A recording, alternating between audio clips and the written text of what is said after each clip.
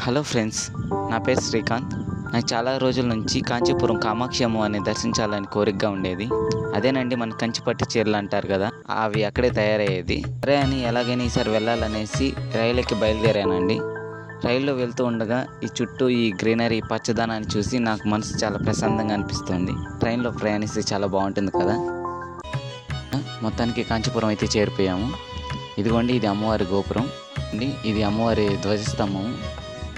ఇది చూడండి, ఇది లోపల నుంచి మెయిన్ గోపురం. ఇది ఇలా దర్శనం అయ్యి బయట ప్రశాంతంగా కూర్చున్నాము. ఇంతలోగా అమ్మవారే నా కోసం వచ్చినట్లుగా అనిపించింది. స్వామితో కలిసి నన్ను ఆశీర్వదించడానికి వచ్చినట్టుంది. ఇది చూడండి, ఊరేగింపు కనిపించలేదు. ఇదిగోండి, ఇది చూడండి, అమ్మవారిని దగ్గరగా ఫోటో తీశాను. ఇంత దూరం వచ్చి ఫోటో దిగితే బాగోదని ఇది ఫోటో తీసుకున్నానండి. అంటే నేను తీయలేదు, మా అక్క తీసింది. ఇది చూడండి, ఇది మరి కామెడీగా తీసింది. కామాక్షి అమ్మవారి దర్శనం అయ్యాక ఇక్కడే ఉన్న శ్రీ అరుల్మిగు ఉల్గలాండ పెరుమాళ్ టెంపుల్ అండి. ఇది అదేనండి మన వెంకటేశ్వర స్వామి టెంపుల్.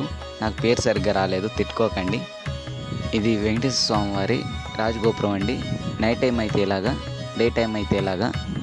ఇది శ్రీవారి కోనేరండి, చాలా బాగుంది కదండి.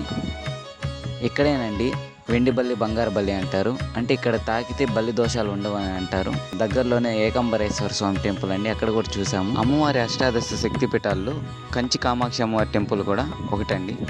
ఇక్కడ అమ్మవారిని స్వామివారిని దర్శనం చేసుకోవడం మనసుకు చాలా ఆనందంగా అనిపిస్తుంది. మీకు కూడా తప్పకుండా ఈ భాగ్యం కలగాలని కోరుకుంటున్నాను. అలాగే ఈ వీడియో ఎలా అనిపించిందో ఒక లైక్ చేయండి, కమెంట్ చేయండి. ఏదైనా తప్పుగా చెప్పుంటే క్షమించండి. Thank you so much.